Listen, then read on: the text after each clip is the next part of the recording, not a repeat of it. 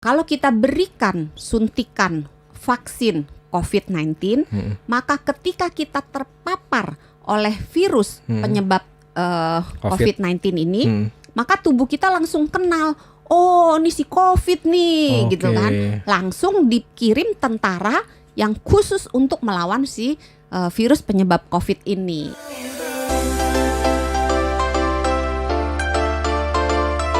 Bersama dengan Dr. Santi dari Medical Center Kompas Gramedia. Selamat malam, dokter. Selamat malam, Mas Anto. Selamat malam, sahabat Sonora. Selamat malam, Pak Kepala Sekolah. Udah persis kepala sekolah ya, pakai kacamata. Baru potong rambut lagi. Bener banget. Sehat ya? Sehat. Ini malam hari ini kita bicara mengenai serba-serbi vaksin COVID-19. Mungkin di awal dokter bisa cerita dulu ya, secara umum, vaksin itu apa sih, dok? Sebenarnya vaksin itu adalah tindakan, kalau dibilang vaksin, sebenarnya itu sesuatu yang dimasukkan ke dalam tubuh, bisa manusia, bisa hewan, untuk memancing, memicu terjadinya kekebalan di dalam tubuh untuk melawan bisa virus, bisa kuman gitu. Jadi kalau vaksin itu obatnya dalam tanda kutip. Tapi kalau vaksinasi, tindakan memberikan vaksin kepada si orang atau si hewan peliharaan. Dalam hal ini karena kita bicara tentang COVID kepada manusia. Nah, itu pemberiannya kalau untuk vaksin COVID sampai sekarang masih dalam bentuk suntikan. Tapi vaksin pada umumnya bisa macam-macam.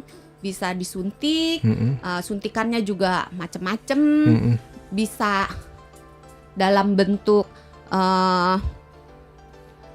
semprotan, disemprot ke hidung, bisa juga dalam bentuk yang diminum, ditetes gitu. Jadi macam-macam. Tapi untuk COVID itu sampai saat ini yang ditemukan baru yang disuntik. Nah, kalau kita bicara mengenai manusia ya, kemudian dikaitkan dengan kekebalan tubuh ya. Manusia kan udah punya sistem imun masing-masing, dokter. Iya, betul. Ini kenapa harus ditambah lagi dengan adanya vaksin ini? Nah, sebetulnya kalau mau dibiarkan tubuh manusia membuat sendiri bisa sih, tapi orangnya kudu sakit dulu. Waduh, jangan dong. Kita kan pengen sehat ya. Nah iya, makanya terpapar virus COVID bisa menimbulkan kekebalan terhadap virus COVID. Hanya memang tidak selalu sakit dalam bentuk batuk, demam, pilek, sakit tenggorokan, nggak selalu. Kadang-kadang dia virusnya masuk, tetapi orang yang daya tahan tubuhnya cukup baik, dia tidak merasa sakit, tapi di dalam tubuhnya terjadi perlawanan antara daya tahan tubuh dengan si virus yang masuk, dan hasil akhirnya adalah kekebalan tubuh. Hanya kalau kita berharap kekebalan ini didapat dengan cara yang seperti itu kan kasihan. Karena akan banyak angka kesakitan, akan banyak angka kematian, dan biaya kesehatan pun akan meningkat luar biasa. Maka perlu dilakukan vaksinasi supaya orang mendapatkan kekebalan tanpa perlu sakit parah gitu. Cuma kalau bicara mengenai meningkatkan kekebalan, nggak cukup ya suplemen, vitamin C, makanan bergizi, istirahat cukup, itu nggak cukup ya? Itu sebetulnya meningkatkan kekebalan dalam hal yang umum. Jadi kekebalan melawan berbagai virus gitu. Jadi tidak terpaku pada satu virus saja. Tetapi kalau kita memberikan sesuatu vaksin, maka kekebalannya itu spesifik. Jadi lain kali misalnya dalam hal ini COVID ya.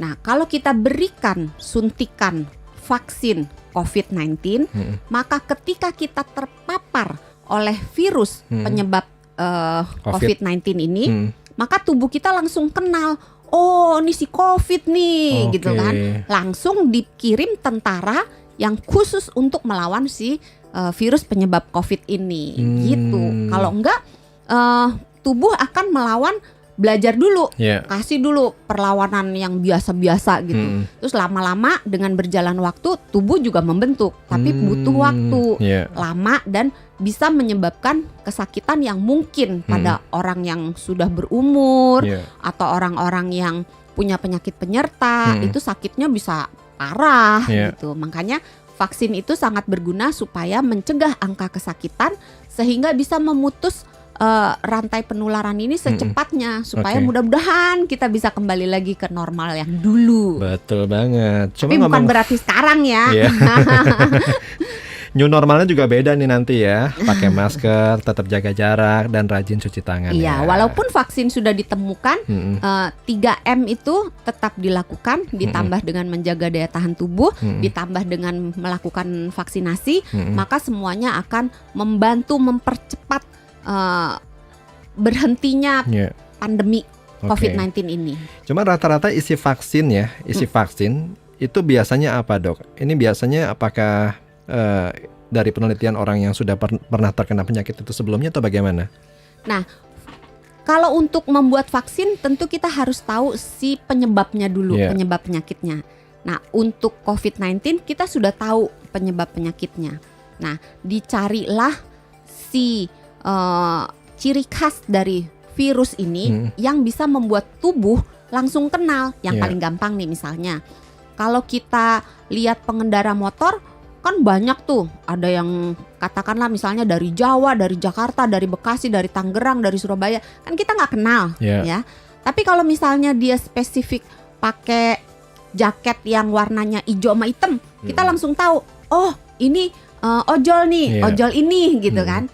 Nah, dibuatlah si vaksin ini dengan mengambil bagian dari si motor ojol yang mengenakan atribut yang spesifik. Misalnya katakan kita ambil jaketnya, terus kita suntikan ke dalam tubuh manusia.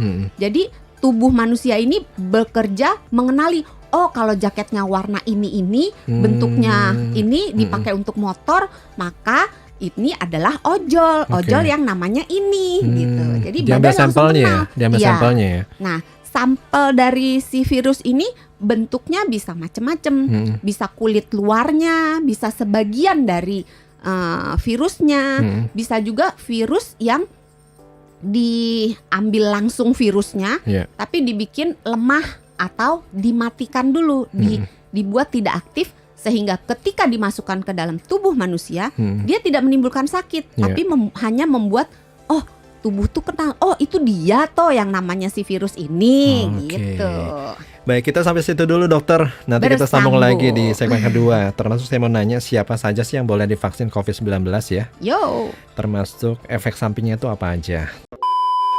Nah, orang-orang di sekitar orang-orang yang tidak bisa divaksin ini sebaiknya menerima vaksin supaya mereka menjadi kebal. Jadi nggak cuma melindungi dirinya sendiri supaya dia nggak kena sakit COVID-19, tapi juga melindungi orang-orang yang secara medis tidak bisa divaksin.